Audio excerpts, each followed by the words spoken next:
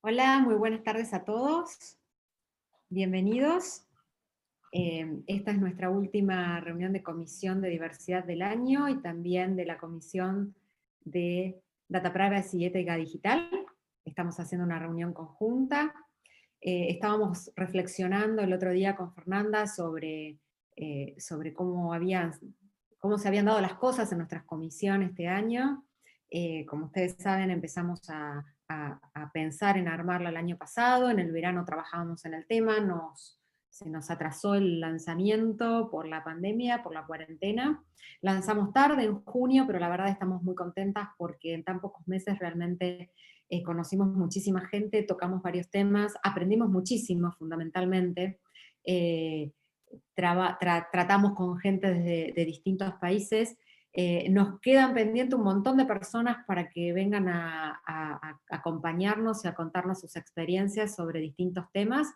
Creo que ya con lo que estuvimos viendo, ¿no, Fer? Tenemos ya armado casi todo el año que viene, con lo que nos quedó colgado Sí, de tal este. cual. También con sorpresas para cuando podamos vernos presencialmente, tenemos algunas ideas que nos gustaría implementar, algunas cosas distintas, pero bueno, esta es la realidad que tenemos hoy, así que simplemente empezar como siempre agradeciéndoles a todos ustedes que nos acompañan, nos complace mucho que nos acompañe gente no solamente de compliance, sino de otras formaciones que se acercan al compliance a través de todas estas cuestiones de diversidad y género que tocamos en nuestra comisión. También tanto hombres como mujeres, gentes de distintas edades, y eso realmente nos reconforta. Agradecemos, por supuesto, Bianca, por supuesto a la asociación por este espacio, a las comisiones y a los directores de las comisiones que nos han apoyado durante todo este cortito año. Y bueno, esta es una reunión conjunta, es la segunda reunión conjunta, la otra se acordarán que era con la Comisión de Sector Público. Esta agradecemos a Agustín por estar hoy con nosotros. Género y diversidad son cuestiones que atraviesan a muchas disciplinas, a muchas industrias, y realmente encontramos particularidades y temas para abordar y cosas para aprender en casi todas. Así que bueno, la idea hoy es encarar el tema de género con cuestiones de tecnología, data privacy y otras distintas, interesantes, que con dos oradoras de lujo vamos a tratar. Así que ahora los dejo con Fer y después con Agustín. Bueno, gracias Lau. Yo de alguna manera quiero sumarme también al agradecimiento que hizo Lau. Estamos muy contentas con todo el apoyo que hemos recibido a lo largo de lo que recorrimos de este año. Estamos muy contentas por todos los temas que pudimos trabajar en la comisión, que pudimos tocar y que pudimos ir abordando, y asumimos el compromiso de seguir trabajando aquellos que nos han quedado obviamente pendientes y que entendemos y esperamos que sea agenda de las organizaciones. Es un tema súper importante, es un tema que a todos nos tiene que importar, y yo creo que el objetivo es apuntar a un mayor compromiso por todos los sectores, tanto hombres como mujeres, comprometidos con un objetivo común, ¿no es cierto? Trabajar en la diversidad, trabajar en la inclusión, obviamente de la mano de compliance. Y bueno, es también un orgullo que Agustín haya pensado en nosotras y que haya visto la posibilidad de sinergiar y de encontrar puntos en común, tanto en lo que es diversidad como en lo que es data privacy, y realmente hay muchos puntos en común. O sea, lo van a poder corroborar ustedes hoy. Y con el tema más formal, quizás quiero comentarles que, bueno, el evento de hoy, como todos los que hacemos en las comisiones, es grabado, así que está siendo grabado, y vamos a contar con dos speakers de gran nivel a las cuales vamos a ir entrevistando, y vamos a invitar al público y a la audiencia a que, finalizado este encuentro, puedan hacer las preguntas que consideren y puedan sacar y despejar todas sus inquietudes a través del chat, pero el de Q&A, del de preguntas y respuestas, y de esa manera vamos a poder hacerlo mucho más ordenado. Así que le paso la palabra a Agustín. Gracias. Bueno, ¿qué tal? Buenas tardes. Primero, agradecer a la Comisión de Diversidad por este orgullo, la verdad, de poder tratar de interactuar y, en mi caso particular, tratar de aprender cuestiones de que se cruzan en el ámbito digital, cuestiones digitales, y además que hacen también a la ética digital. Pero estoy sumamente agradecido con las dos exponentes que tenemos hoy, que van a estar exponiendo, así que quiero agradecer nuevamente a la asociación también, y a todos los directores que siempre dieron apoyo, y bueno, creo que tenemos un cierre de año de lujo con esta comisión, y bueno, sin más, me parece que ya podríamos pasar a las presentaciones, si les parece.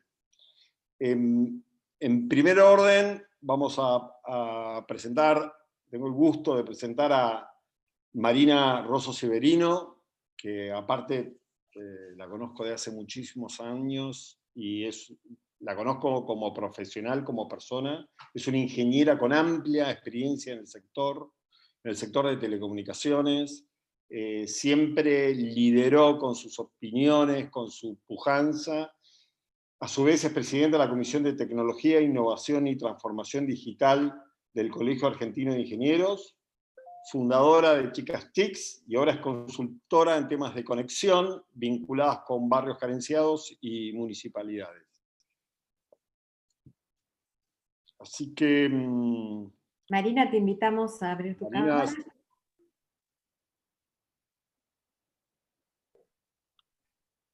¿Está Marina? Ahí está. Acá está Marina. Buenas tardes. Hola Marina, bienvenida. Buenas tardes, muchas gracias por la invitación. Al contrario, gracias por acompañarnos.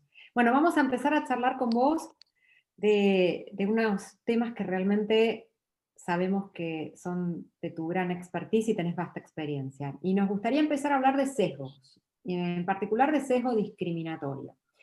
Y en general siempre se pone como ejemplo de sesgo discriminatorio el caso de Amazon, donde había armado su base de datos de posibles, de potenciales candidatos a trabajar en la compañía, incluyendo solo hombres. Entonces, desde tu lugar, desde tu amplio conocimiento en el sector de las telecomunicaciones, ¿cómo ves la evolución en estos temas, en estas cuestiones, en todo lo que es equiparación de género, principalmente orientado a los puestos directivos? Bueno, el tema del sesgo, como vos empezaste la charla, tiene un poco que ver porque, bueno, ¿quiénes diseñan los sistemas, no? Eso creo que en cuanto la mujer se empiece a involucrar más, estas cuestiones van a ir desapareciendo porque existen en todos los ámbitos. Yo les había comentado que para el Día de la Madre te mandan una Mujer Maravilla, una casa prestigiosa, una vinoteca, donde te ponen todos vinos rosados y blancos. Bueno, parece que el sesgo es que las mujeres tienen que tomar vino rosado o blanco. Entonces son costumbres que se vienen transformando, que creo que se tienen que actualizar, ¿no? Porque si están desactualizados van a vender menos. Hoy se sabe que la decisión de compra, el 60% prácticamente a nivel mundial, pasa por la jefa del hogar, ¿no? Entonces, son cosas que tienen que ir pasando. Y en cuanto a los puestos directivos, bueno, es un largo camino que hay que recorrer. Hemos visto que el primer mundo lo ha recorrido y lo está recorriendo también. En general, en Latinoamérica estamos hablando que teníamos un 23% de las mujeres en cualquier ámbito en las cúpulas directivas. Esto ha retrocedido el último año al 18%. Bueno, hay que redoblar lo que es la educación, este tipo de foros, todo esto que se está hablando, ¿no? Y también tienen que redoblar las mujeres sus ganas de participar, es decir, de decir aquí estoy y puedo ocupar ese lugar, ¿no? Haciendo una crítica hacia nosotras, a veces nos sentimos como que no cumplimos para ocupar ese lugar. Entonces, eso tiene que partir de nosotros y de nosotras, y después, nada, en las escuelas, desde muy chico yo creo que en la educación tiene mucho que ver esto del liderazgo, de que te críen sin ningún tipo de sesgo. ¿Por qué tenés que tener algo rosa o por qué tenés que tener algo azul, no? Mi color preferido siempre fue el turquesa, que se dijo mi madre el lindo color porque no sabía decir. Y ahora pasa en todos lados. Yo creo que muchas de esas cosas se van a ir desapareciendo con las nuevas generaciones. Y es una práctica, ¿no? Creo que todos tenemos que practicar al momento de armar nuestros grupos de trabajo que sean balanceados, ¿no? Y que sean en base a méritos, ¿sí? Cuando no es posible que sean balanceados, tratar de forzar ese balance, de pensar.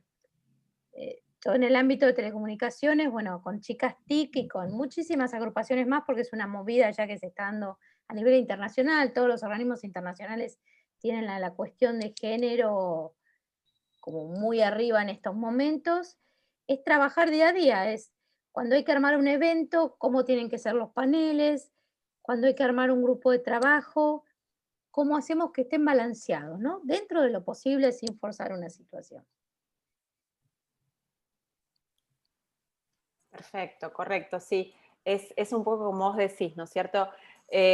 Tratar de ayudar a que las cosas estén un poco más equilibradas. Vos tenés muchos años en telecomunicaciones, por lo menos eso nos has contado en las charlas previas que tuvimos y nos brindaste mucha información muy enriquecedora. Así que me gustaría preguntarte a vos, ¿cómo ves la realidad de la infraestructura de telecomunicaciones, sobre todo en el interior más profundo, ¿no es cierto?, de nuestro país? ¿Y cuál es el impacto que eso genera en las políticas de género?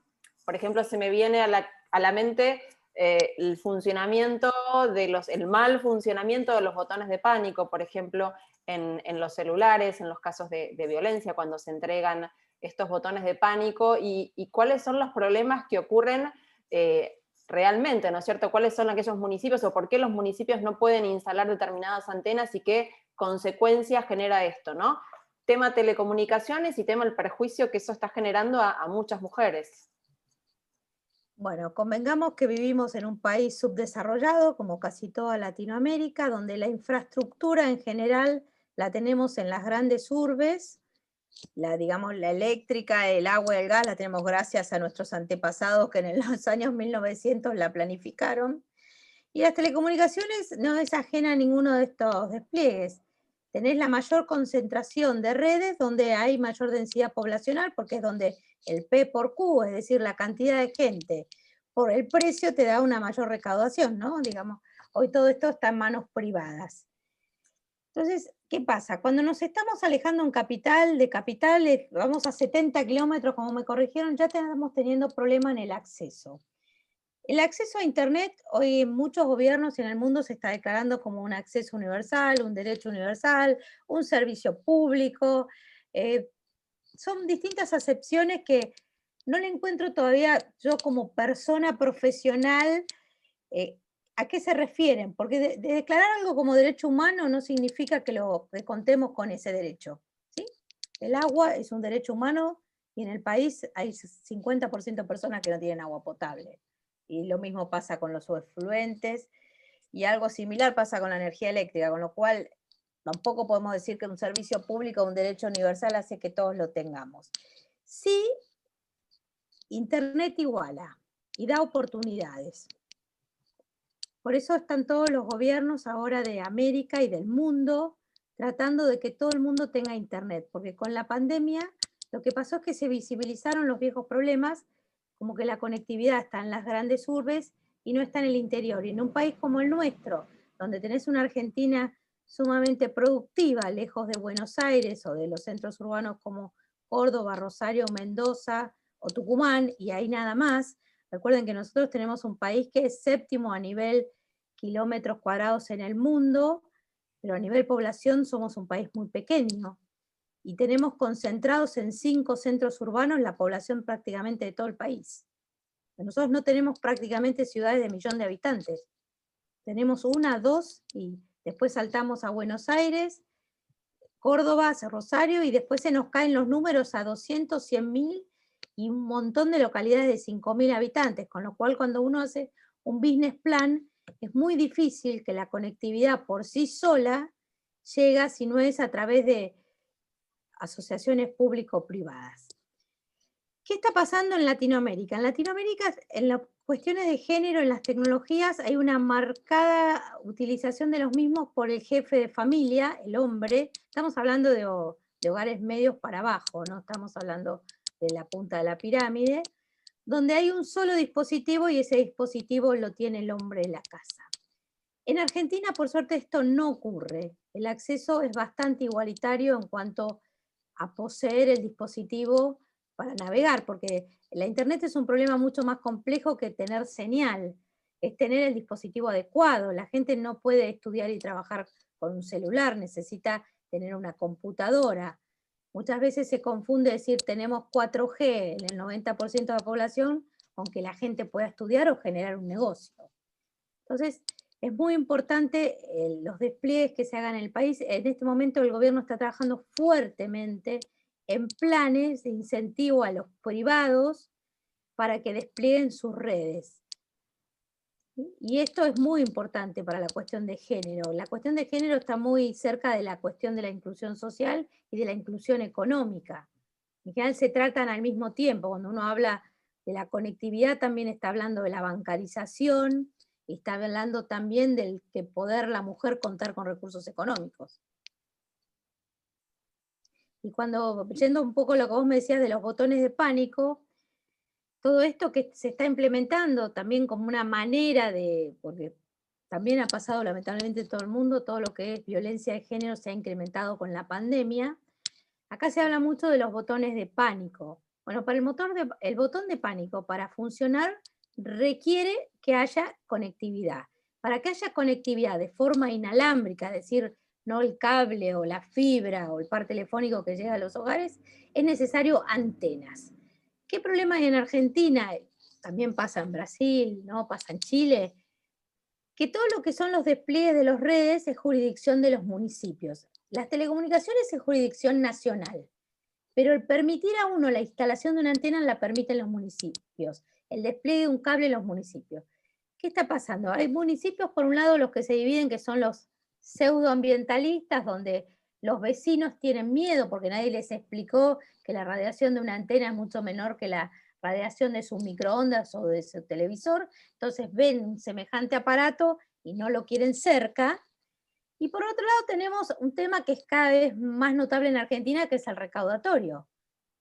Hay lugares donde está permitido instalar antenas, pero es tan caro que es confiscatorio, con lo cual no se instalan, ¿no? Tenemos, bueno, Cava es uno de los lugares, ¿no? Vicente López es otro de los lugares. No estamos yendo muy lejos, pero cada vez se instalan menos antenas porque es carísimo instalar y el negocio no lo paga.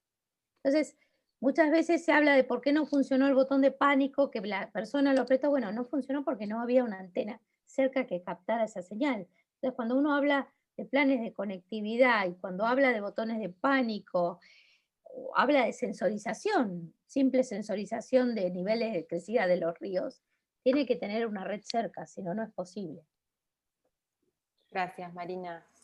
Yo, aprovechando que hablabas del sector de telecomunicaciones, me gustaría hablar del sector de plataformas, de la concentración que se presenta en el sector de plataformas digitales, que hoy, bueno, el mundo está muy cuestionado. Es más, se han iniciado muchas acciones en estas últimas semanas. Y quería saber si esa burbuja que se forma en cuanto al contenido que uno recibe, digamos, cómo si alienta a la discriminación en materia de género, o no. Es decir, uno recibe determinado contenido por parte de las plataformas en virtud de las opciones que va realizando. Esa burbuja en la que uno está inserto, ¿afecta a las cuestiones de género o discriminación de género? El problema de las redes sociales es que, por un lado, hay un trade-off entre cuántos datos doy para recibir esa información, que por un lado llega a lo que quiero recibir, pero también por otro lado llega a lo que no quiero recibir, ¿no? Ese es un tema bastante jorobado, porque a todos nos gusta, qué bueno que Google me avisó que acá a 3 cuadras tengo algo, pero bueno, te avisó a vos, pero también le avisó a todos los que te quieren vender algo o a los que te quieren dañar. Con lo cual, para mí este es un tema muy preocupante para los niños, para los adolescentes, para las mujeres en general y para los hombres también, porque es un tipo de acoso que tiene un anonimato muy alto, ¿no? Un anonimato para la víctima que lo recibe. Hace poco vimos un caso de un asesinato, creo que hace 2 días en Córdoba, que tenía que ver con un acoso que ella recibía por las redes. Y por recibirlo por las redes, como que para las autoridades no era tan importante como que hubiera sido en forma personal, pero el asesinato terminó siendo en forma personal. Lo veo como un problema, no sé la solución, no sé si la solución es cerrar tanto, porque si cerramos vamos a perder muchos servicios. Todo lo que viene aparejado con la tecnología viene aparejado con la personalización, y para personalizar hay que conocer, con lo cual no sé dónde va a terminar. Sé que estas plataformas están siendo muy cuestionadas. Son plataformas que responden a un modelo de negocio de escala, por eso son cuasi monopólicas, pero porque cuando llegan a cierto nivel es imposible pararlas, porque Google se apropió de toda la publicidad. Y ahora es como que el propio país que los generó y que los ayudó, porque todos estos gigantes nacen apalancados de una ayuda fuerte estatal o un beneficio, ¿no? Piensen que nosotros tenemos un unicornio, dos, con la poca ayudita que damos. Si recibieran más ayuda, hay un libro muy interesante que dice Google no sería Google sin el Estado americano, porque es parte del emprendedorismo. Pero no sé en qué va a terminar, sé que es muy peligroso, sé que hay que tener mucho cuidado, hay que aconsejar a la gente y hay que tratar, yo por lo pronto trato de no entrar en ciertos temas en las redes. Me cuido porque uno no sabe quién puede estar ahí. Así que nosotros por ahí somos muy confiados y venimos de una época del face to face y no hay una protección. Hoy creo que las leyes todas van detrás de estos fenómenos, que es razonable, porque si estuvieran antes no se desarrollarían. Pero es muy difícil. Gracias, Marina. Estaba recordando algunas cosas que charlamos con Fer en algún momento, y nos interesa que nuestra audiencia reciba experiencias prácticas de nuestros invitados.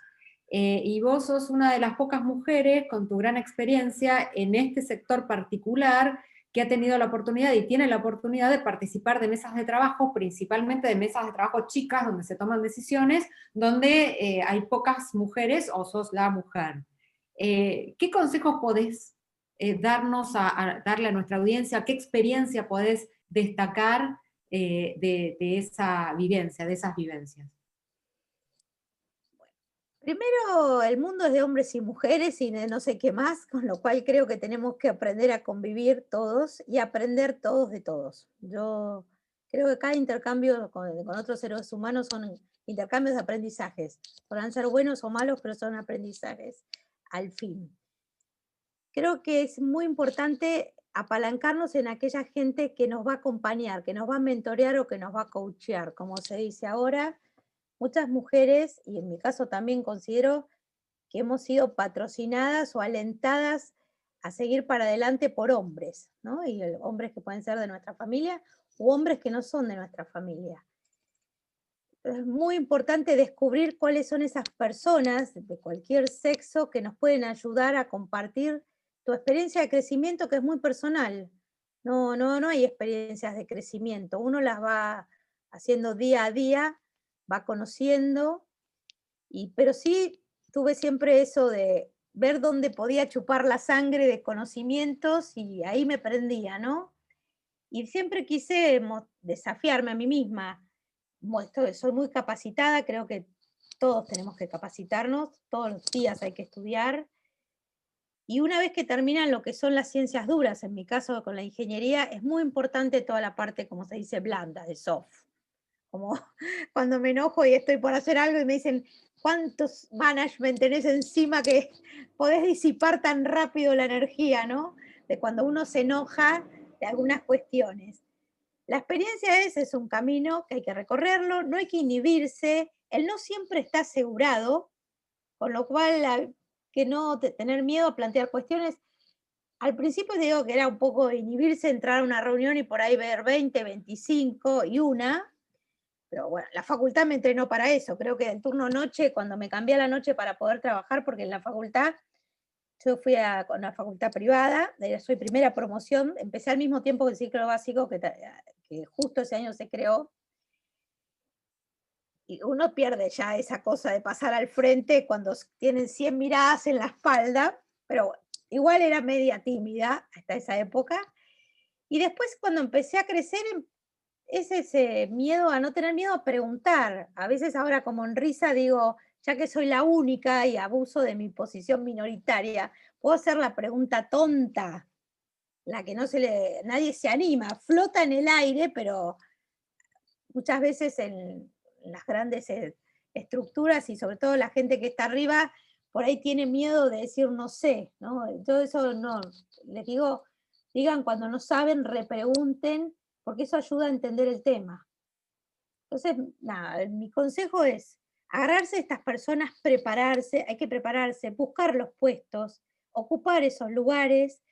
Y otra cosa que descuida mucho la mujer es el networking. Por eso tú también es que tengo un Twitter que es networking sin culpa.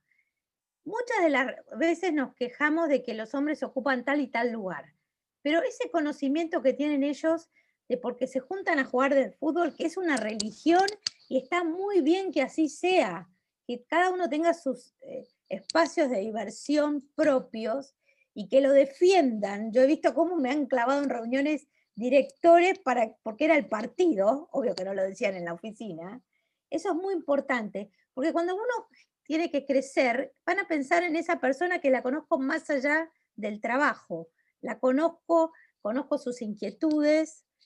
Entonces, digo, el espacio ese de networking sin culpa, hay que tomarlo, hay que tomar estos momentos para charlar, y charlar con gente de muchas disciplinas. Uno a medida que crece en la carrera se vuelve más generalista, porque uno no vaya, yo estudié ingeniería, pero les digo que bits cada vez lo veo menos, lo que veo más son proyectos, veo números, y lo que a mí me ayuda un montón, y creo que le debe ayudar a todo el mundo, es la cadena de networking que uno tiene, el networking del lugar donde trabajó, el networking de los lugares donde estudió, y el networking cuando llego del networking activo. No, ay, ahora que me echaron voy a llamar a todos los que no llamé en 20 años, ¿no? Es ese networking de conocerse, hoy de verse en las redes, de escribir, ¿no? Con la gente obviamente que nos interesa, porque eso es importante, mantener eso, que es un consejo que le doy a las mujeres, es un consejo para todos, mantener ese networking, compartir distintos espacios. Estoy en varias cámaras, estoy en la Cámara de Negocios con Brasil, pues estoy en la Cámara Americana, estoy en el Centro Argentino de Ingenieros, estoy en Chicatic, estoy en Pollera y Pantalón, que también es otro grupo también muy diverso, donde hay empresarias, hay diputadas, hay sindicalistas. Entonces se van compartiendo y hacemos charlas como las que ustedes arman, charlas de compartir conocimientos, se invita a personalidades de distintos ambientes, y eso genera un networking, genera una agilidad mental que bueno, se la recomiendo a todos. A veces Sí, está bueno. me parece súper interesante esto que estás diciendo, porque en definitiva nosotras mismas con la falta de networking nos armamos una barrera, ¿no? Que es a ver, los hombres ¿qué hacen? Bueno, se conocen como vos decís, juegan al fútbol, juegan a esto, van acá, van allá, y cuando van a hablar de negocios, a conseguir un partner, a contratar un profesional, ¿a quién llaman? Al que conocen, que es medio amigote, que porque lo ven acá, y es ese techo de pasto que nosotras mismas tenemos como barrera, y esto me parece que es una herramienta esencial para romperlo. Así que me parece excelente lo que nos contaste. Gracias. Sí, sí, coincido con Lau, muchas veces lo hablamos, ¿no? La importancia de generar estos espacios también entre mujeres y poder ayudarnos entre nosotras y buscar también hombres que nos puedan apadrinar y puedan ser stakeholders, multiplicadores de nuestras acciones y nuestras actividades. Así que creo que es un trabajo muy de equipo, de hombres y mujeres. Está un poco relacionado con lo que te había consultado, lo que había charlado con Laura, pero me gustaría también saber cómo ves vos la evolución de las mujeres o de las chicas que empiezan a estudiar las llamadas carreras más duras, ¿no? Todo lo que tiene que ver con ingeniería, ciencias de datos, ¿de qué manera se puede ayudar o cómo lo ves? ¿Existe un interés por parte de las mujeres para incorporarse en estas carreras? Ese es un tema bastante jorobado últimamente porque está decreciendo cada vez más. Hay un informe que dice que más o menos en las carreras, este tipo de carreras, hay un 23% de mujeres para abajo, viene retrocediendo. En los 60, en la industria aeronáutica, la industria espacial en Estados Unidos tenía un 70-75% de mujeres científicas, matemáticas. Hoy está en 20%. Y en Argentina, si uno mira el listado de ingresantes a la Facultad de Ingeniería de sexo femenino, es 23-24%, descolla un 40% de ingeniería ambiental, que habría que ver por qué la mujer se acerca a la ingeniería ambiental, porque cree que ahí puede meterse y no puede meterse a una ingeniería electromecánica. Esos son también que tienen que ver con sesgos, como dijimos al principio. Se dice que, bueno, que te tienen que gustar armar los autos, desarmar los autos, que esto y que el otro. No, te tiene que gustar cómo funcionan las cosas en sí mismas, pero no por desarmar. Yo no desarmé ni un enchufe, soy bachiller, ¿no? Pero la ingeniería y las carreras duras, creo que, y le pasa también a los nenes, un poco el sesgo viene de la casa y después sigue en los colegios, que si vos no sos bueno en matemática, en física o en química, no podés estudiar este tipo de carreras. Y es un error, porque esas materias son nada más que un entrenamiento mental, pero que después no se aplican en la realidad laboral. Y hace que de antemano, porque las carreras de ingeniería en el mundo se están dejando estudiar. En el mundo. Bueno, es un problema bastante importante porque hoy estamos hablando de biomedicina, biotecnología. Hay ingenieros en nuestro país, se está sacando ingenieros en biotecnología, y muchos están yendo a trabajar al exterior. El ingeniero en biotecnología es el que maneja el robot que opera a las personas. Y es una carrera, porque a mí me parece apasionante, que no tiene problema con la sangre, ¿no? No sería mi caso, pero hoy cualquier robot Da Vinci, hoy es un monopolio los robots que operan en el mundo, que en Argentina hay unos 6, son comandados por un ingeniero que es el que a la vez capacita al médico. Y son carreras que me parecen lindísimas y bueno, quedan desiertas, creo que hay 5 egresados por año. Entonces creo que tiene que ver con el sesgo. El sesgo, para mí, eso sí lo hacemos en el Centro Argentino de Ingenieros, porque a nosotros nos preocupa ambos sexos que estudien ingeniería, es, ¿te gusta la playa? ¿Te gusta la montaña? ¿Te gusta la selva? Estudia ingeniería, porque te va a llevar a recorrer todos esos lugares. Yo conozco, creo que de 2.500 municipios que en Argentina me deben faltar unos 100 conocerlos, y muchos tienen que ver con mi trabajo, porque quizás uno lo vería en el mapa y ni loca voy a ese lugar. Y todos los pueblitos tienen su encanto aquí en cualquier lugar del mundo. Y bueno, para los porteños les aviso que es mucho más lindo trabajar en el interior. Es como que otra forma de trabajo y la gente es muy afectiva. No son histéricos como nosotros de estamos siempre apurados, ¿no? Entonces, es un tema que hay que trabajar en todas las carreras y en todos los sexos, de cómo hacemos, porque nuestro país es un país que necesita infraestructura, es un país que la industria del conocimiento está desarrollando polos y necesita de ambos sexos. Marina, buenísimo lo que contás y se me viene a la mente, digamos, tu rol cada vez más importante dentro de la sociedad civil, porque también es otro ámbito desde el cual se pueden hacer grandes acciones y nos interesa saber mucho, de paso el aviso parroquial para que hagas publicidad, de lo que hacen en Chicas Tics y Polleras Pantalón.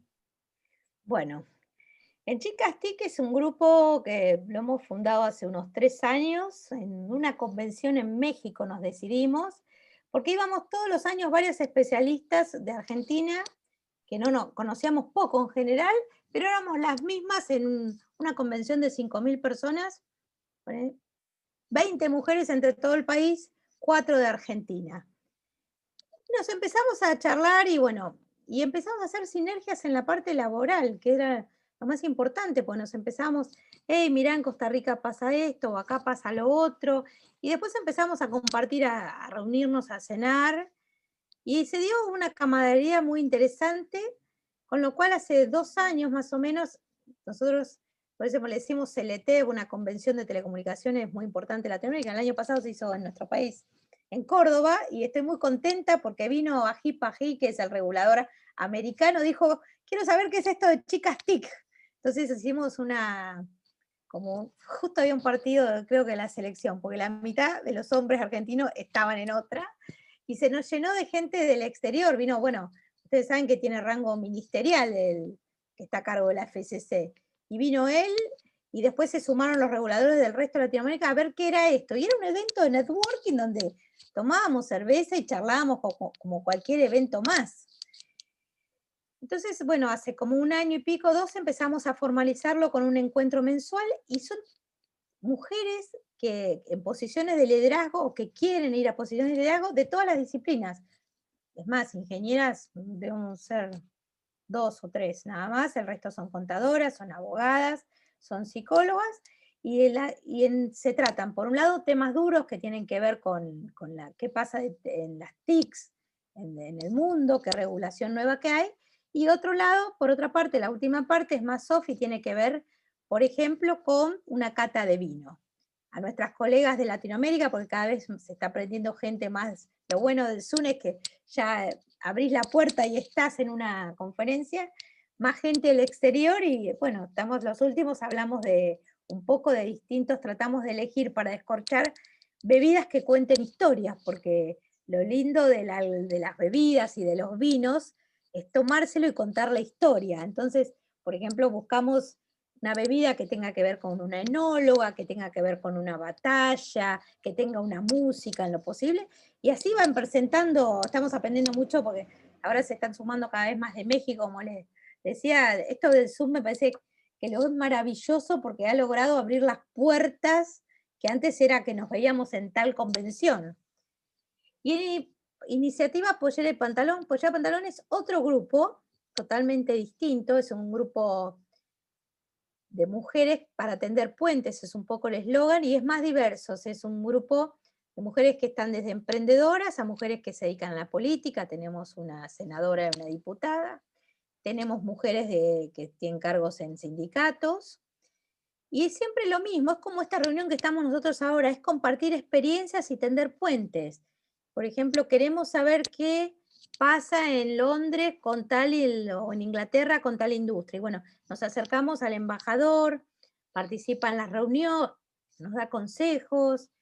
La otra vez invitamos a Luis Almagro de la OEA para que nos hable qué estaba pasando con la educación en la pandemia, y ahí nos contó cosas tan terribles como que 1.500 millones de niños en el mundo vieron interrumpida su educación por falta de conectividad, y en algunos casos, como en nuestro país, sabemos que a veces también falta la comida, con lo cual la escuela también es un lugar donde los chicos se alimentan.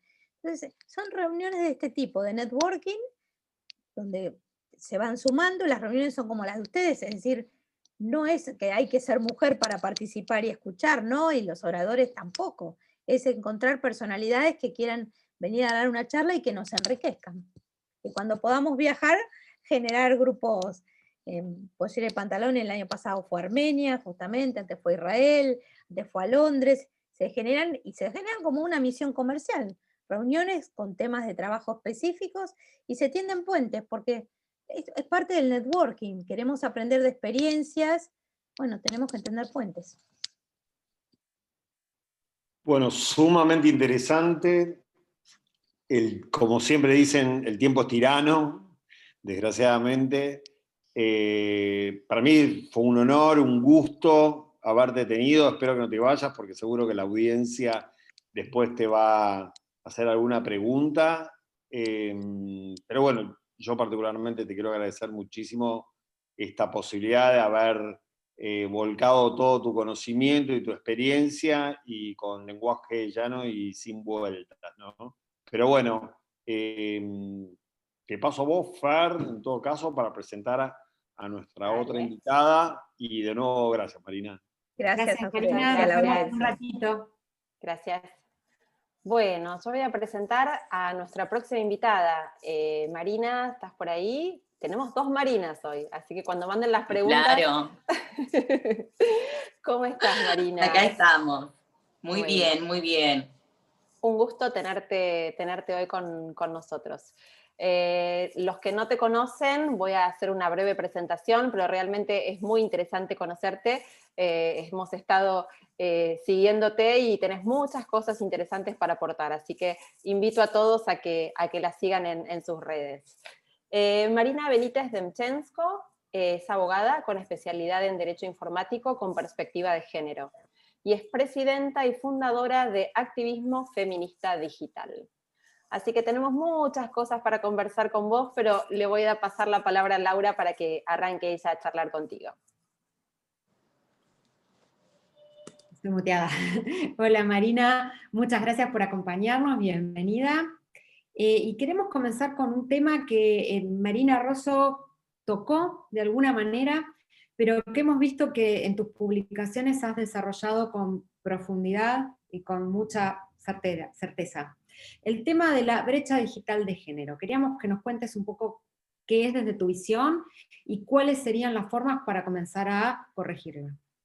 Bueno, primero, antes que nada, muchísimas gracias por la invitación. Estoy totalmente de acuerdo en estos espacios compartidos, no solo para debatir, sino también para visibilizar, ¿no? Que es un poco la lucha que tenemos a cuesta las mujeres, porque parecería como que en gran parte depende de nosotras, pero en realidad están múltiples sectores involucrados y así debería ser. Por suerte, el avance que se va logrando en este campo de la equidad de género permite que hoy el involucramiento sea mayor, pero convengamos que esto no siempre fue así, y creo que es importante resaltar uno de los grandes mitos, ¿no? Lo principal es que nos involucremos las mujeres, y la realidad es que no es tan fácil. Si fuese tan simple, creo que gran parte de las estructuras que intentamos conmover ya habrían sido conmovidas anteriormente, ¿no? Quiero empezar con esa frase porque creo que surgieron muchísimos disparadores muy interesantes a lo largo de la exposición de Marina y lo que han también comentado ustedes. Todo lo tengo anotado porque me gustaría volver sobre eso después, pero este mito de involucrémonos nosotras y con eso ya está, y no, es una sola parte esa, ¿sí? El resto tiene que ver con lograr la concientización de muchísimas áreas de la sociedad civil, del sector privado, del gobierno, de las universidades, el famoso multi-stakeholding que tiene que estar, y sin una pata siempre se nos hace mucho más difícil, por más que tengamos muchísimo interés y energía y ganas. Es cultural. Esto es una cosa mucho más profunda que ha sido construida durante milenios, así que tenemos un gran desafío cada una de las partes, no solamente nosotras como sector poblacional.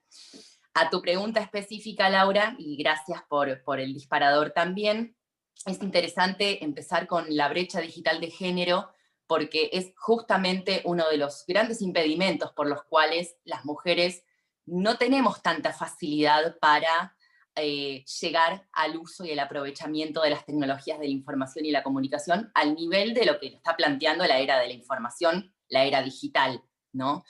Desde muchas aristas se aborda la brecha digital de género, pero básicamente podemos decir que es la desigualdad estructural con que el sector de mujeres en el mundo, porque es una problemática internacional, se coloca o es colocada frente a todas las innovaciones y los avances que se dan en el ámbito de las tecnologías, de toda índole, no solamente de la información y la comunicación.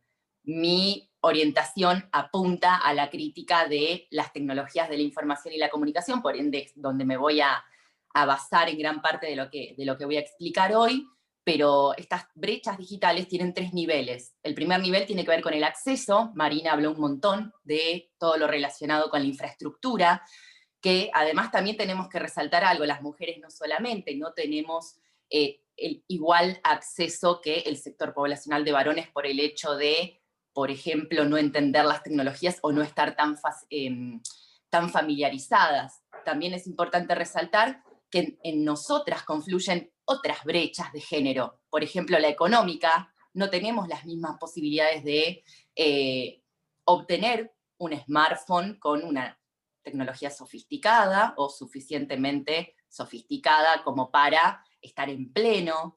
Tiene que ver también con la coyuntura de la brecha de género geográfica. Las mujeres que no estamos en áreas urbanas y que nos colocamos en las áreas rurales como forma, digamos, habitacional, nos encontramos también con que, por ejemplo, tenemos menos acceso por el hecho de estar siempre en nuestras casas, que también tiene que ver mucho con la brecha laboral. ¿quién tiene trabajos formales? En general los varones. Nosotras tenemos acceso a menos oportunidades en cuanto al ámbito laboral. Y así es como, estando mal, empezamos a estar peor y peor y peor. Las tecnologías de la información y la comunicación, o la era digital, no solamente proponen acceder a un smartphone o un equipo suficiente, también proponen trabajar todas estas brechas de género que también están presentes para lograr acceso, por ejemplo. La segunda brecha digital de género tiene que ver con el uso y el aprovechamiento, o la apropiación, que también se llama. ¿Qué hacemos una vez que franqueada la primera brecha, la del acceso? ¿Qué hacemos con las tecnologías una vez que las tenemos? Y bueno, acá también hay indicadores de máxima relevancia de la posición desventajosa en la que nos encontramos. Por ejemplo, utilizamos a troche y moche las tecnologías para el ocio o para la compra, porque las mujeres somos el gran sector consumidor, por ejemplo, en materia de e-commerce, y después, para todo lo demás, se nos complica. Se nos complica, por ejemplo, de hecho, este año puso de relevancia muchísimo de todo esto, muchísimas mujeres no habían jamás, hasta 2020, tenido videoconferencias para trabajar. Y esto es algo que no estamos hablando de el peor país colocado en el mundo, en el recóndito lugar de aquellas sociedades que no tienen recursos en absoluto. Estamos hablando de nuestro país y estamos hablando incluso de Buenos Aires. Ni siquiera estamos hablando de provincias que están en peores situaciones, ¿no? Y esto es una realidad que tenemos que empezar a ver para socavar esta estructura en la que no tiene que ver con nuestro interés, sino que tiene que ver con todos estos elementos con que nos encontramos que impiden el uso, el aprovechamiento, la apropiación de las tecnologías al nivel que supone hoy, que también Marina lo mencionó, tiene mucho que ver con la economía. Entonces, no accediendo o no apropiándonos de las tecnologías, nos empobrecemos. Y así nos retroalimentamos como sector poblacional también para nunca poder romper con este lugar de desventaja. La tercera brecha digital tiene que ver con la permanencia y la plenitud en el espacio web. ¿Qué nos pasa cuando, franqueada la 1, franqueada la segunda brecha, nos encontramos con que somos usuarias digitales? En las redes sociales, por ejemplo, por nombrar un porcentaje, el mayor porcentaje, ¿no?, de ocurrencia de mujeres. ¿Qué pasa con, por ejemplo, la libertad de expresión, con el ejercicio de derechos? ¿Con qué nos encontramos? Nos encontramos con machismo, con hostilidad, con persecución, con lesión de derechos de toda índole. Entonces, muchas optamos finalmente, a pesar de haber, consciente o inconscientemente, o sea, con conocimiento o sin conocimiento, franqueado las brechas digitales anteriores, nos encontramos con que el espacio web es demasiado para nosotras, no lo queremos, nos altera, nos perturba, lesiona nuestra cotidianidad o de alguna manera la entorpece, ¿sí?, en nuestra incluso tranquilidad, y nos autoexcluimos o nos llamamos a la censura. Por tal, estamos, pero optamos por estar poco o estar menos o no estar. Y esto también hay que mencionarlo, ¿no? Mi órbita de trabajo tiene mucho que ver con la categoría usuarias digitales, de las mujeres como usuarias digitales. Y todas estas cuestiones que estoy mencionando son corrientes, no son solamente de algunas mujeres, ¿no? Todas lo podemos experimentar o lo experimentamos y lo podemos poner en palabras o al menos reconocer. Bueno, todo un desafío.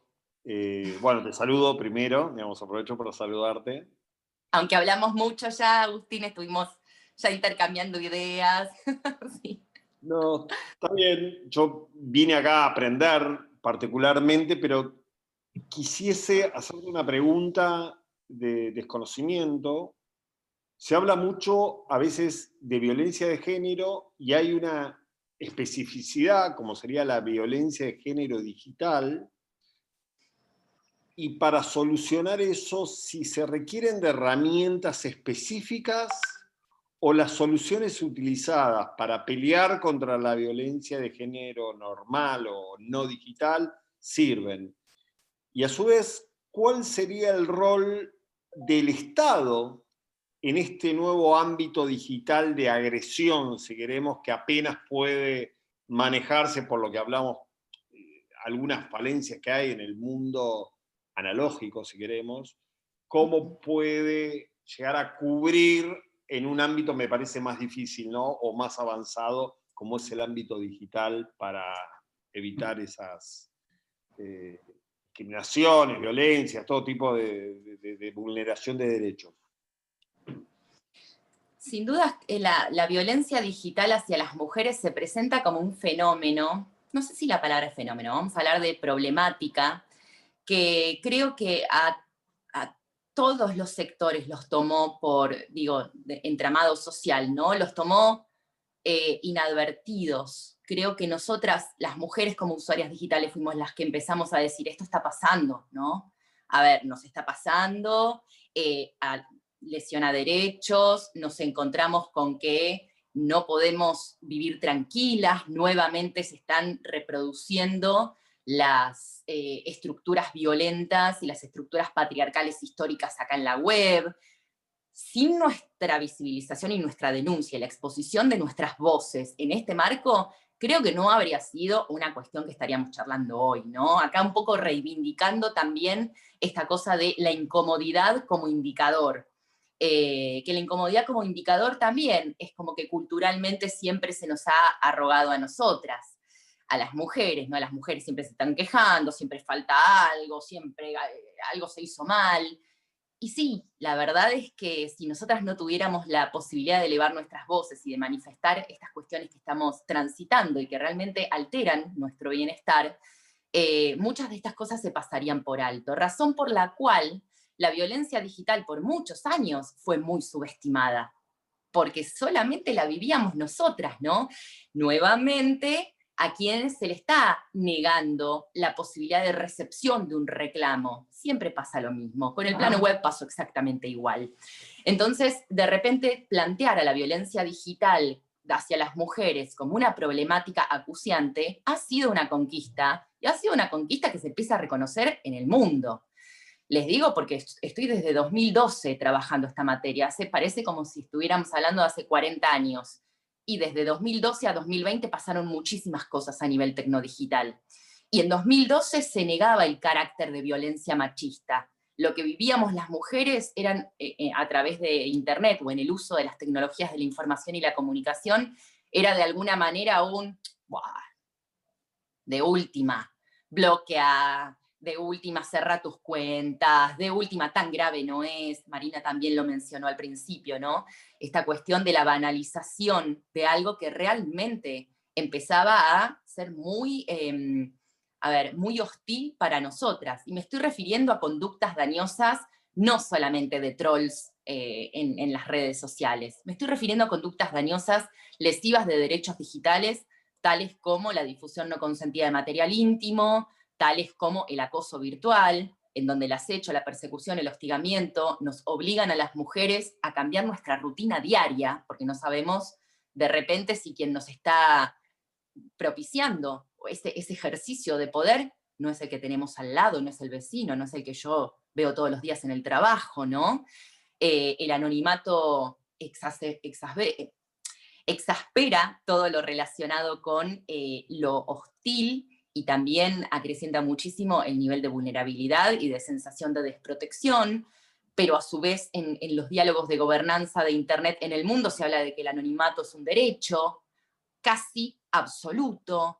Con perspectiva de género, todas estas instituciones que hablamos mutan, porque la perspectiva de género tiene que ser no solo transversal, por supuesto, sino que tiene que ser una máxima, tiene que todo estar teñido de esta consideración diferencial cuando somos las mujeres las destinatarias, beneficiarias, o en su caso las receptoras de determinada cuestión, a que cuando lo son los varones, por las necesidades propias del sector poblacional también, y por las realidades que vivimos.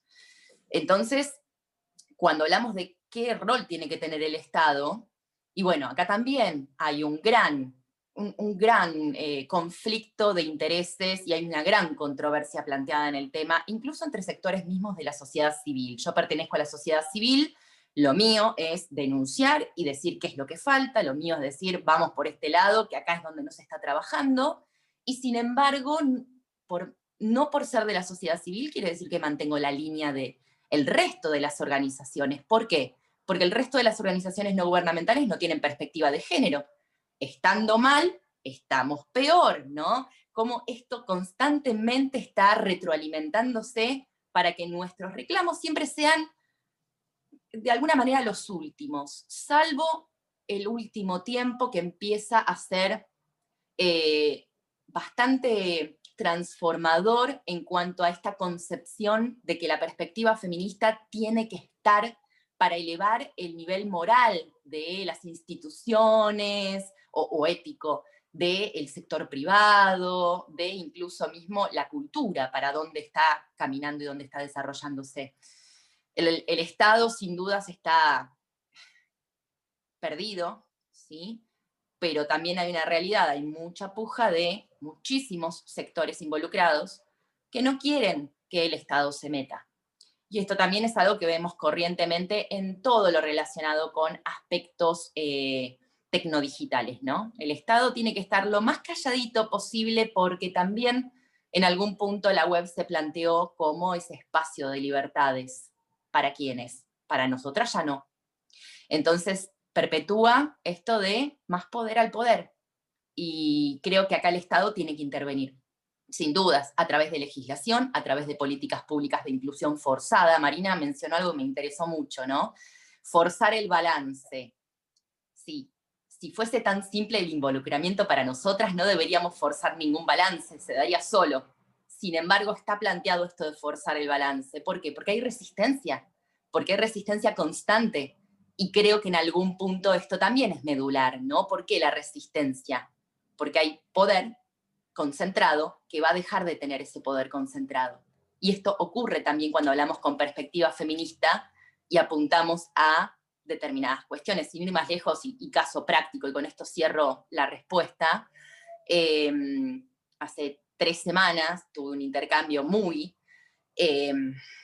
¿cómo puedo ponerlo en palabras afables, ¿no? Muy profundo, aunque no fue profundo, iba a decir picante, pero no lo quiero banalizar, con una universidad del país en el que promocionaron un encuentro de cibercrimen y ciberseguridad con 17 speakers varones y punto.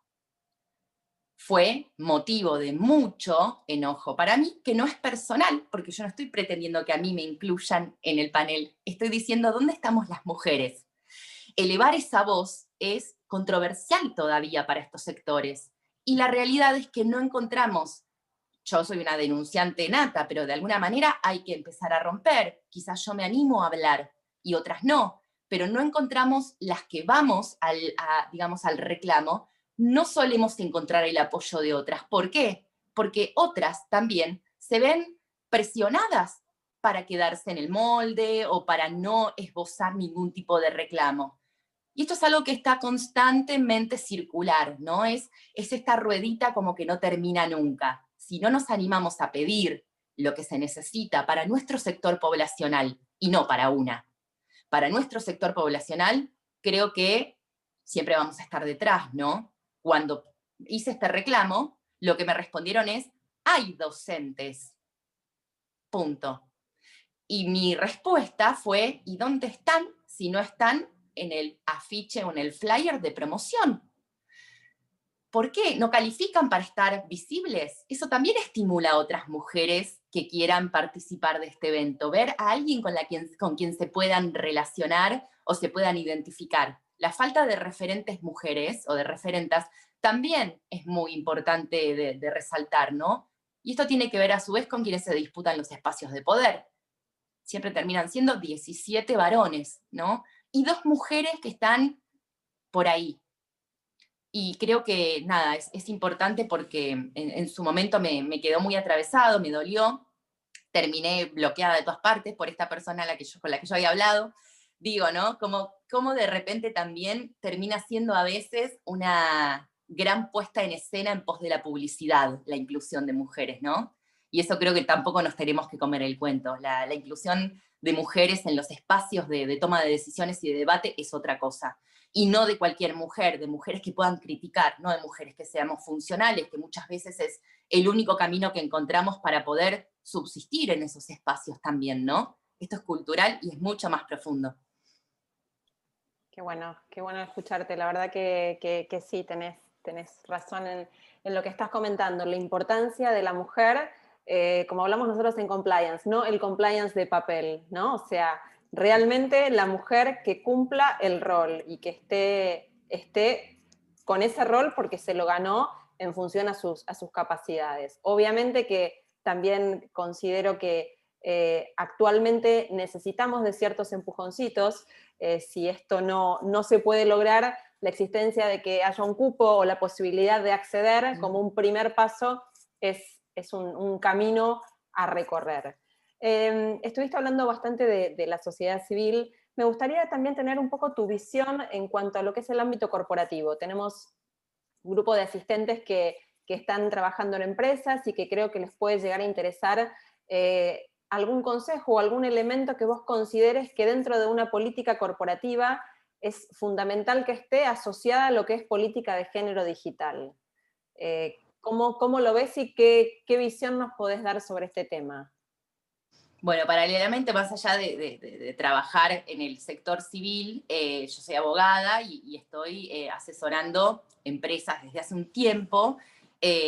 Actualmente estoy trabajando en una empresa que comercializa licencias de software y estoy, obviamente, trabajando muchísimo toda la parte de compliance en función de la inclusión en muchísimos aspectos, no solamente desde quizás el ámbito del equipo de trabajo, que ya de por sí es complejo, principalmente en cuanto a desarrollo, ¿no? Me encuentro muchísimas veces hablando con 4 técnicos varones para poder, por ejemplo, hacer llegar una idea, en lo que además también es algo que es dable resaltar,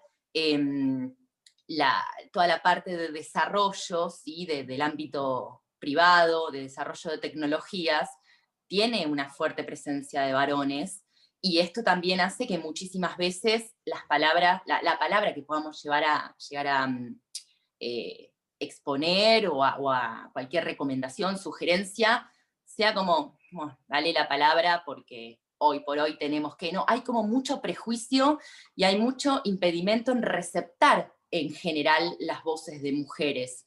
Y lo digo desde el conocimiento de campo, no estoy hablando de informes, estoy hablando de lo que ocurre naturalmente y también con muchísimo conocimiento de mujeres que trabajan en empresas en esta órbita, ¿no? Desde el lado técnico y desde el lado quizás de consultoras de determinadas cuestiones tecnodigitales y demás. Creo que una de las cuestiones principales, uno de los asuntos medulares de todo lo relacionado al abordaje de situaciones que llevan a exasperar las diferencias, ¿sí? Y no tomarlas como algo positivo, sino a plantearlas como algo negativo, como que entorpece, ¿no? Las diferencias de género. Me parece que es interesante primero generar espacios o que se garanticen espacios donde todas las voces sean tomadas por igual.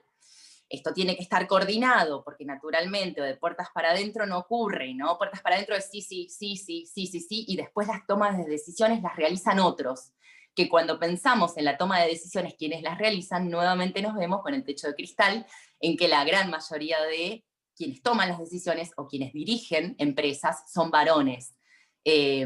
Más allá de que hay iniciativas muchísimas para empezar a romper estas estructuras, las diferencias empiezan desde el momento de la toma o desde la convocatoria para un empleo. Al día de hoy seguimos viendo, qué sé yo, anuncios en que buscan, por ejemplo, no sé, técnico excluyente varón, ¿no?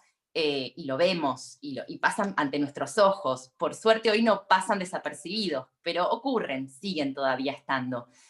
Hasta quizás en un proceso mucho más finito o específico, la elaboración o la articulación de protocolos reales dentro de las empresas para que se puedan receptar mejor los reclamos de las trabajadoras o de las integrantes de determinados equipos de trabajo.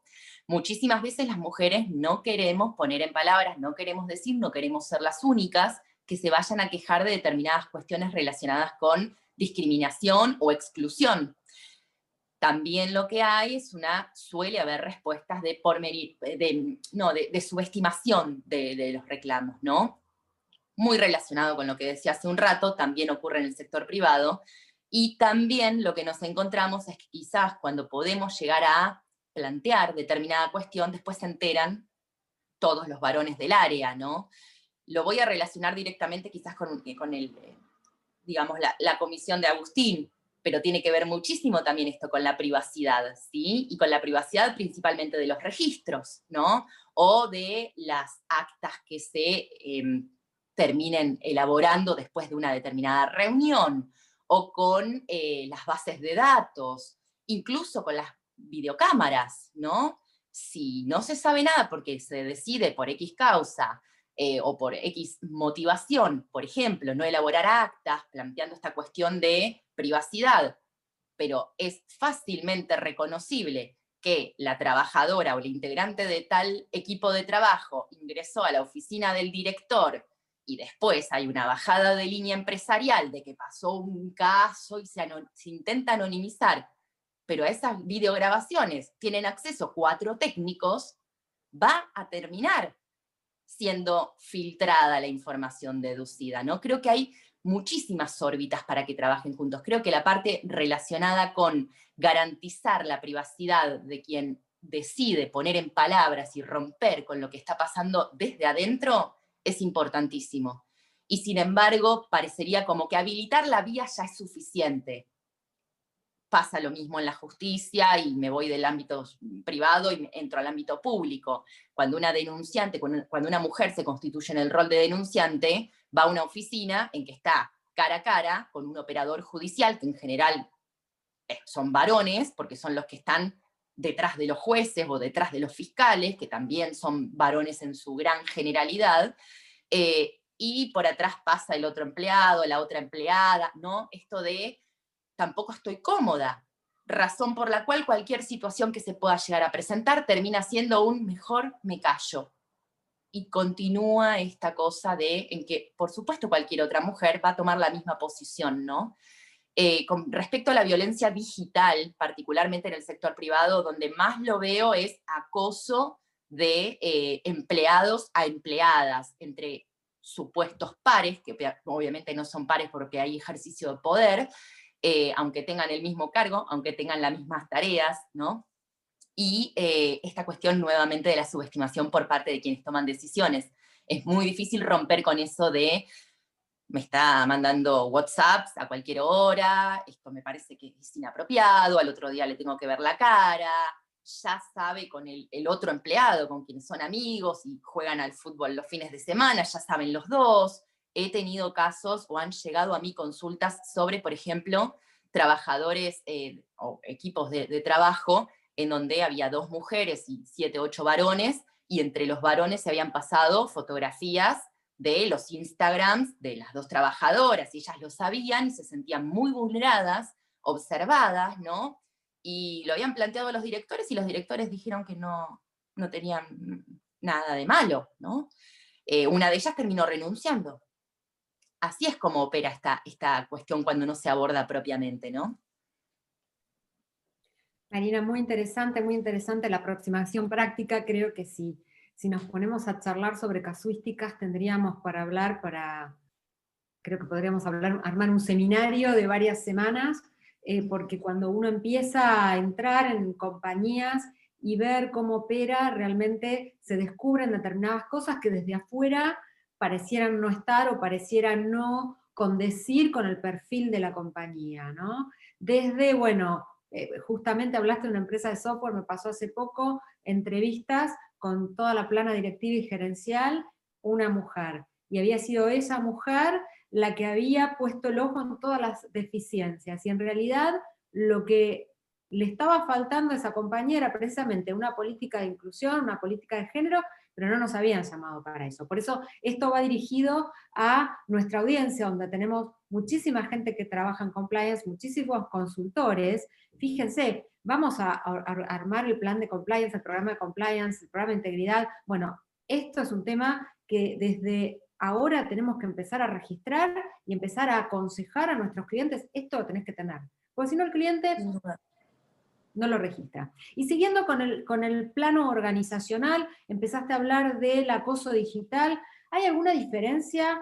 Hablaste de los Instagram. ¿Alguna diferencia cuando se utilizan para ese acoso digital los sistemas de la compañía, las intranets, lo que la compañía le da a sus empleados, o cuando es utilizado mediante redes de acceso público? ¿Qué condimentos ves en cada caso? Interesante la pregunta.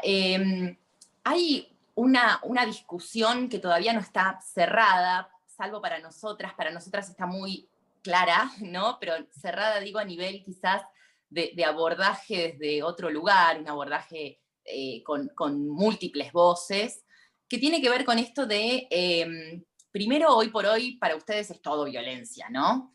Otro de los grandes mitos. Digo, algunas veces nos encontramos con situaciones que no necesariamente son violentas en lo que tiene que ver con el concepto propiamente de violencia machista, pero sí que nos incomodan. Y por otro lado también esto de, bueno, ¿qué es lo que vos tenés que hacer también para evitar esa violencia?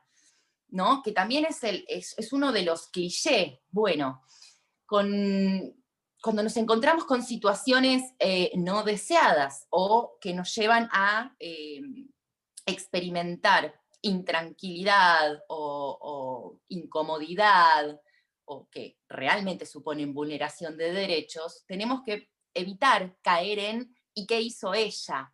Porque lo vemos muy clarificado en casos, por ejemplo, donde hay violencia física. Ya por lo menos nos alertamos de que no tenemos que poner el foco en la víctima, pero en violencia digital todavía se pone el foco en la víctima, ¿no? Esto que hablábamos del abordaje diferencial también está muy explicitado o ejemplificado con este caso. Por ejemplo, con las redes sociales. Y bueno, pero ya pone fotos en público estando en bikini, ¿no? O en ropa interior, y tampoco es que se cuida en las redes. Y la verdad es que no nos tenemos que cuidar de nada en un mundo ideal. En el mundo real tenemos que estar constantemente, de alguna manera, arbitrando nuestra propia defensa para evitar ser víctimas de algo.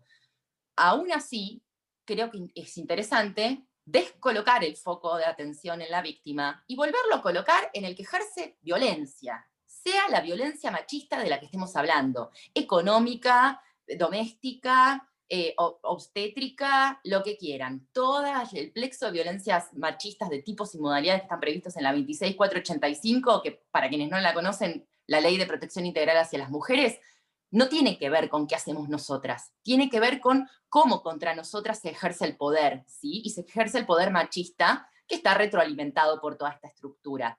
Lo mismo pasa en las redes sociales. No importa qué es lo que hagamos nosotras, importa por qué es tomado nuestro comportamiento siempre en contra.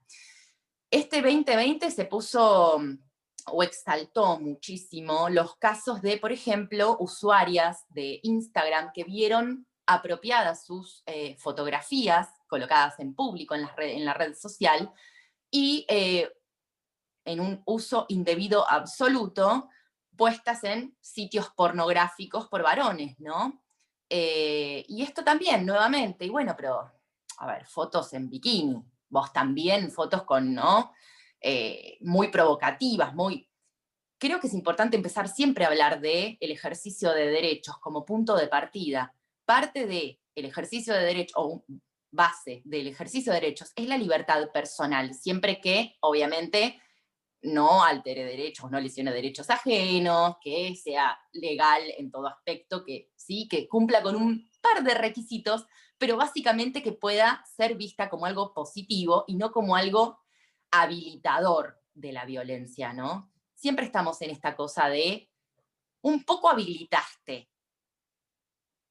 Creo que tendríamos que cuestionarnos ahí eso. Cuando pasa a través de otros canales, eso por un lado redes sociales, ejemplo Instagram, cuando pasa por otros canales, quizás es mucho más notorio que nosotras no tenemos nada que ver.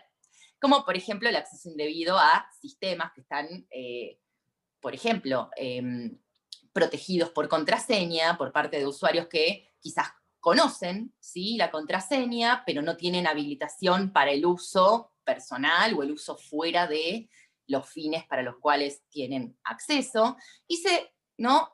Tienen de repente o logran esa dotación de información, ¿sí? En la que terminan también usándolo en contra de las mujeres.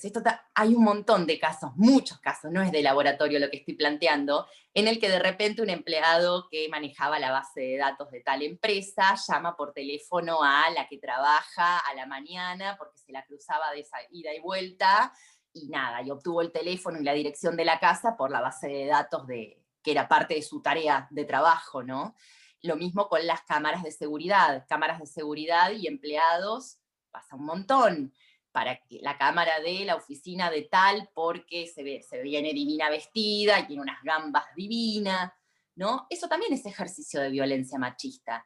Ahora, si nos ponemos a pensar la víctima o la mujer que padece ese tipo de comportamientos de ejercicio de poder, ¿qué responsabilidad tiene? Y la verdad, quizás como usuarios digitales tenemos algo de responsabilidad en función de utilizar recursos tecnodigitales y ser usuarias, algo, en la materia en que tienen responsabilidad el resto de la población, por ejemplo, conocer las políticas de privacidad, conocer los términos y condiciones, tener, digamos, implementadas medidas de seguridad mínimas, una cuestión incluso hasta aleatoria, ¿no? De posibles ataques aleatorios y demás, pero el resto, responsabilidad nuestra, nunca puede ir de la mano con padecer violencia machista eventual, ¿no? No sé si responde la pregunta, pero quiero como traer muchos conceptos que son, además de larga data de discusión, ¿no? Sí, totalmente. Creo que es una síntesis perfecta, ¿no? Porque como bien decís, podríamos extendernos muchísimo. Gracias. Yo, Marina, quiero aprovechar, digamos, tirar agua un poco para mi molino, en el sentido de la Comisión de Data Privacy, y sabiendo de tu expertise. De hecho, te he leído un artículo muy interesante sobre autodeterminación informativa y su impacto sobre la brecha de género. Y te voy a hacer una pregunta difícil, ya lo, digamos, que quiero sacar, así, aprovecharme de todo tu conocimiento, y todos los que estamos en privacidad estamos un poco, no quiero decir alienados, pero un poco preocupados con algo que se viene, que es la inteligencia artificial, que le vemos, todos hablan como una gran invento de la humanidad, y que es, nosotros los que estamos en privacidad le vemos algunas serias limitaciones, restricciones y posibilidad de que puedan llegar a afectar los derechos de los internautas, principalmente. No quiero, pero lo que quiero ver, lo que quisiese saber es más o menos si ves fácil algún impacto que pueda surgir a futuro que estés viendo ahora con los algoritmos o con la inteligencia artificial, obviamente asociado al tema de género, ¿no? Digamos, si puede haber algún tipo, o si se está viendo en algunos ámbitos académicos de la sociedad civil, alguna discriminación futura, puntual, vinculada con género, que se pueda dar dentro de los algoritmos o la inteligencia artificial. Me parece una pregunta bárbara porque tiene mucho que ver más con lo que viene que con lo que hay. Y no solamente por el hecho de que sea inteligencia artificial y que lo vemos como el futuro, ¿no? Que el futuro es ahora y ya está pasando, sino enfocado en género. Eso sí es innovador, porque hasta ahora todo lo relacionado con sesgos, en todo lo que es, por ejemplo, predicción, ¿sí? O probabilidades automatizadas, ha sido enfocado en racismo. Y esto hay estudios de hace 15 años, ¿no? De principalmente, por ejemplo, todos los sistemas desarrollados o con finalidad de predicción, ¿sí? Para sentencias judiciales, para automatizar o para descolocar de la cabeza humana y ponerlo, ¿sí? en pos de la objetividad, en pos de lograr la transparencia, en pos de cómo también terminan retroalimentando, por supuesto, lo mismo de siempre, ¿no? Los negros y los latinos son los que al 98% terminan presos y los blancos no. Ahora, cuando lo pasamos al debate de género, sin dudas que esto, que se viene estudiando muchísimo, también tiene su correlato en cuanto al tratamiento o a la, hasta podría decir, desde el almacenamiento mismo de la información, ¿sí? Tiene que ver con el sector poblacional de mujeres y nos va a impactar de forma directa o nos impacta de forma directa. Más temprano hablábamos muchísimo de esto, de la información recolectada en función de ser un nicho comercial, las mujeres. Y también mencionaba que somos grandes consumidoras de e-commerce. También lo que mencionábamos era de cómo también la burbuja, ¿sí?, termina trayéndonos siempre la misma información, que además recolecta datos personales, y no solamente datos personales, también a través de la analítica, datos anonimizados, pero que igual son fácilmente llevados al campo de la posibilidad de identificación de un sector, en este caso de las mujeres. Todo esto que ya está pasando es la base de lo que va a venir, ¿no? Y creo que no solamente hay que poner de resalto esto del almacenamiento, porque en general todo lo relacionado con las predicciones algorítmicas o los sistemas de inteligencia artificial se basan en información o en datos recolectados a través de cuestionarios y de preguntas, ¿no? Entonces tendríamos que pensar qué dicen esos cuestionarios o qué piden, y por otro lado, qué es quienes los diseñan a los cuestionarios. Porque si, por ejemplo, a mí me llega un cuestionario de estos que van a terminar elaborando una base de datos, en los que a mí me preguntan qué talle de corpiño uso, qué cocino durante el día, si uso maquillaje o no uso maquillaje, van a terminar dando predicciones absolutamente relacionadas con el estereotipo que tuvo en cuenta el diseñador de ese cuestionario, ¿no? Entonces hay que ir primero ahí.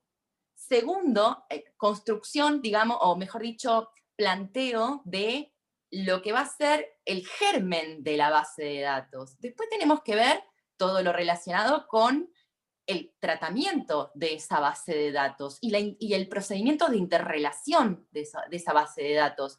Por ejemplo, relacionado con los assets, ¿no? Con la puntuación, con qué ítems son más relevantes y en función de qué y de quién. Si vamos a tener 15 desarrolladores varones, ya sabemos a dónde va a terminar la predicción, ¿no? Y por otro lado, como otra fase del proceso de cuando cuestionamos, ¿sí?, la inteligencia artificial y el sesgo sexista en los algoritmos, tiene que ver con la evaluación posterior. Si estamos con la puesta en funcionamiento de un algoritmo determinado que va a llevar a determinadas, a su vez, conclusiones, ¿sí?, o deducciones en función de la información que tiene, o que se ha diseñado, o que se ha programado, ¿cómo es el impacto posterior? Si estamos ante la visión concreta o clara de que termina reproduciendo exactamente lo mismo, bueno, hay que ajustar ese algoritmo. ¿Quién lo ajusta? Volvemos a la etapa. Y así es todo. Sin presencia de mujeres, no se puede, y de mujeres que tengan afinada esta intelección, ¿no? No se puede lograr estándares de equidad suficientes. Y creo que el estándar de equidad es importantísimo hablarlo, porque tenemos que pensar quiénes lo plantean. Lo plantean estas organizaciones no gubernamentales de gobernanza de Internet, que hoy yo hablaba, en los diálogos en los que, no sé, hay un montón de situaciones que las pasan por alto por no tener perspectiva de género, o lo están cuestionando organizaciones o sectores que realmente tienen en cuenta esta desigualdad estructural original.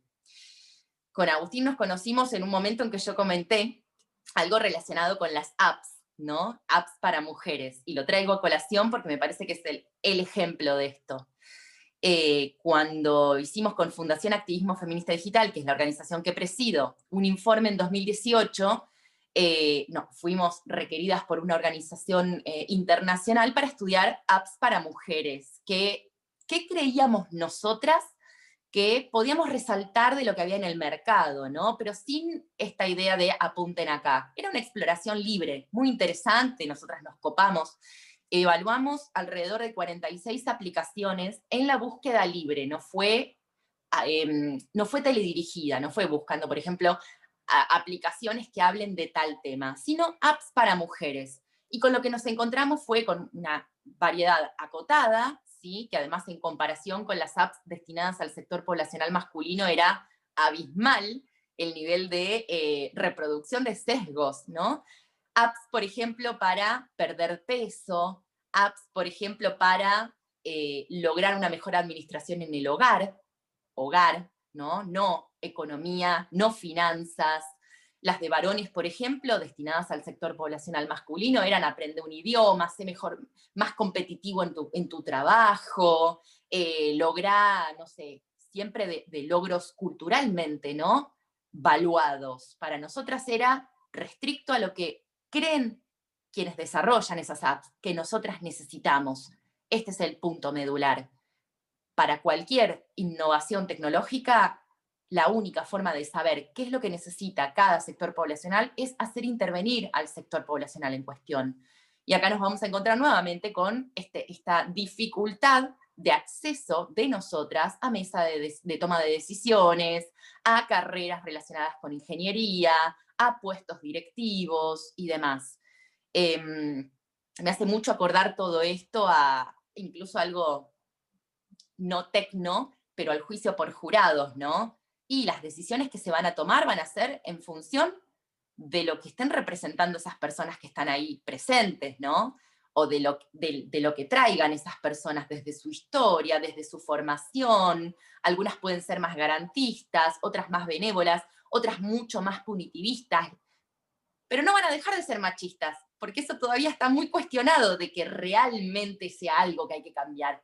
Sigue siendo controversial el descolocarse de esa estructura en la que uno nació y una se desarrolló, y creo que también esto es importante. Los sesgos inherentes al sistema, por otro lado, estamos hablando de toda la parte humana, cuando hablamos de sesgos inherentes al sistema, y personalmente no la veo. Yo no quiero adjudicarle a las tecnologías una voluntad superior o distinta del sustrato humano que hay detrás. Sigo creyendo que las tecnologías son recursos diseñados y programados y pensados por seres humanos y humanas, y si tratamos de adjudicar una responsabilidad ajena, nos estamos lavando la culpa nosotros y nosotras, ¿no? Tratar un poco de cambiar también ese tipo de inteligencias que son impeditivas en el momento en que hay que criticar lo que tenemos que criticar. Bueno, excelente, gracias. Sí, Gracias. la verdad No, que... por favor. Wow, nos vamos con un montón de información, con un montón de cosas que hemos aprendido, y creo que esto al público le tiene que haber pasado lo mismo. Así que estamos muy agradecidas y agradecidos de tenerte acá, de tenerlas a las dos. Marina debe estar por ahí también, Marina Rosso, si nos está escuchando. Bueno, estamos muy contentas y contentos de que estén, y tenemos algunas preguntas del público. Me gustaría, Marina, si podés darnos tu experiencia o comentarnos si a nivel local conoces experiencias de limpiar los datos que cargan al algoritmo de Machine Learning de sesgos de género. Bueno, esa pregunta a mí me lleva a recapitular muchísimas cosas en mi cabeza, porque la verdad es que del tiempo que hace que estoy en la materia no he conocido, ¿no? Me llevó a buscar también, ¿no? Y a ver cuáles eran las iniciativas, y si bien está bastante, o empieza así, a desarrollarse todo este aspecto crítico de los sesgos que están, de los cuales están impregnados los algoritmos y la inteligencia artificial, no quisiera afirmarlo categóricamente, pero puedo decir que al menos hay críticas, pero no sé si hay núcleos que están enfocados en eso, ¿sí? Lo cual también es un síntoma.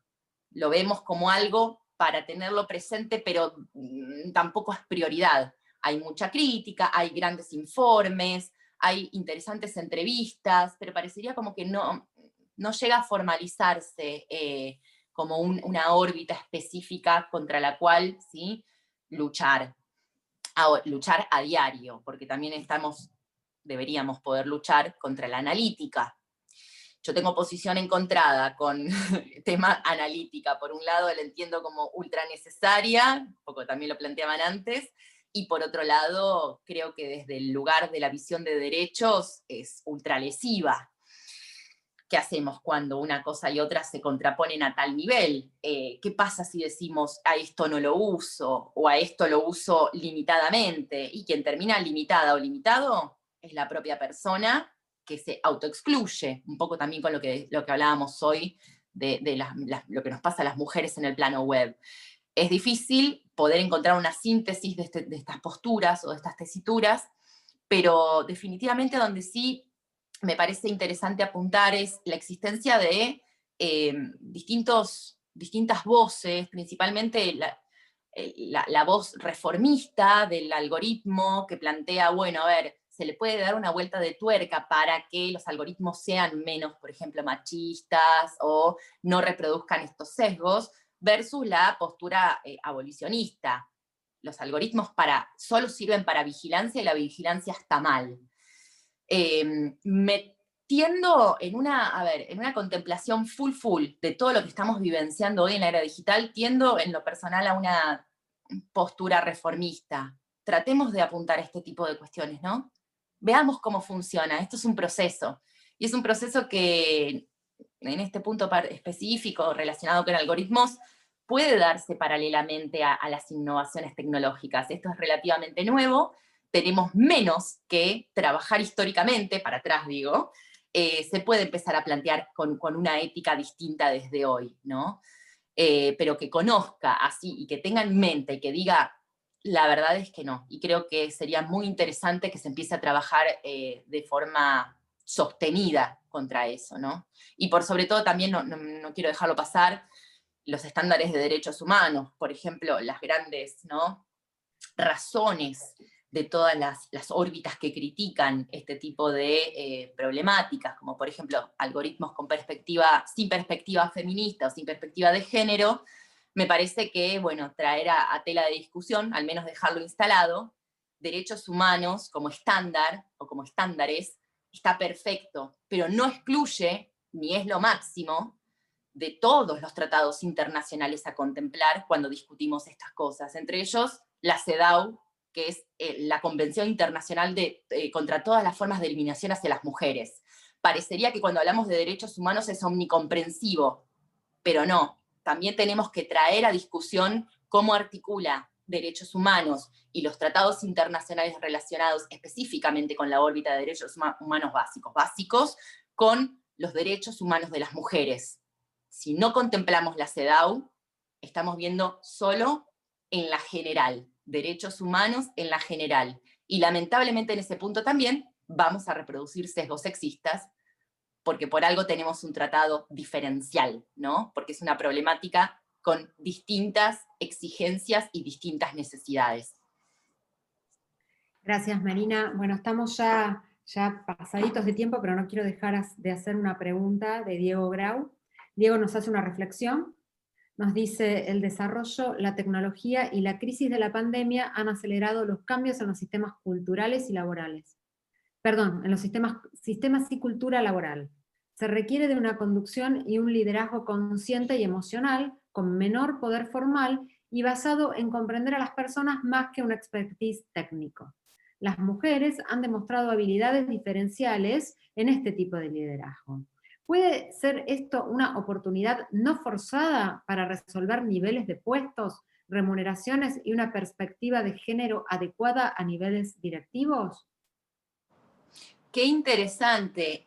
Me encantaría, dudo. Sin embargo, dudo. Dudo, ¿por qué? Porque estas habilidades diferenciales las tuvimos toda la vida. De hecho, el multitasking, que es algo tan propio del sector poblacional, tiene que ver con la plena capacidad de hacer 400 tareas al mismo tiempo, ¿no?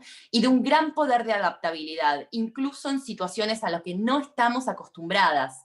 Ahora, estas capacidades históricamente fueron tomadas en cuenta para exaltar nuestra posición en determinados ambientes. No, se naturalizan, ¿no? y las mujeres hacen 200 cosas al mismo tiempo, son bárbaras. Y tuvimos que crecer en esa, porque si no, no podíamos criar a nuestros hijos y a nuestras hijas a la par de tener un trabajo, a la par de limpiar la casa, a la par de cocinar para, históricamente, nuestra familia, cuando la división de tareas no estaba tan, bueno, yo no quiero centrarme en Ciudad Autónoma de Buenos Aires como si fuese no la general, porque en realidad en el resto de las provincias sigue ocurriendo que las mujeres en las casas siguen cocinándole al marido, ¿no? Esto también un poco federalizando la discusión y no creyendo que por ahí, por estar en grandes urbes, vemos cambios y estamos contentas, contentos y decimos, wow, el avance, y faltan muchos años todavía para la equidad de género real en un montón de cosas, pero particularmente en esto yo creo que no es tan directo. A mí me encantaría que fuese una oportunidad real para decir, bueno, este gran poder de adaptabilidad que tenemos nosotras, las mujeres, es cultural también, no es algo con lo que nacemos y qué bárbaro neurobiológico, ¿no? Es la que nos tocó y la que nos quedó, porque si no, en muchos casos no podíamos con todo, o incluso también éramos mal vistas, ¿no? La mujer que trabaja todo el día fuera de la casa, tremendo. Tremenda madre, horrorosa madre, porque llega a las 9 de la noche rota. Y bueno, ese fue el lugar siempre de los varones, ¿no? Y al varón nunca se lo criticó, por eso al contrario, se lo enalteció por estar trabajando hasta las 9 de la noche, ¿no? Perdiendo incluso la crianza de sus hijos, de sus hijas. Creo que esto todavía hay que trabajarlo mucho, sin perjuicio de lo cual estoy de acuerdo con el planteo de Diego y creo que, sí, la otra vez lo hablaba en una entrevista de radio con una periodista feminista divina y decía, una de las cosas, por ejemplo, que se vio ahora es cómo las docentes tuvieron que adaptarse sí o sí, incluso a la virtualización o a la tecnologización, ¿no? De sus tareas diarias. Y me dice, digo las docentes porque en general es una tarea feminizada la docencia. Y también esto, en vez de exaltarlo como algo de, totalmente, tiene que ver con características y habilidades diferenciales del sector poblacional, es como, y las docentes se están quejando de todo, o los docentes como plural, ¿no? Ellas y ellos, se están quejando de todo porque tienen que virtualizar. ¿Cómo tendemos a lo peyorativo antes de exaltar lo positivo? Ojalá, esperemos que sí. Creo que el camino y la escalera es un poco más empinada que eso. Pero bueno, tenemos todavía esperanza.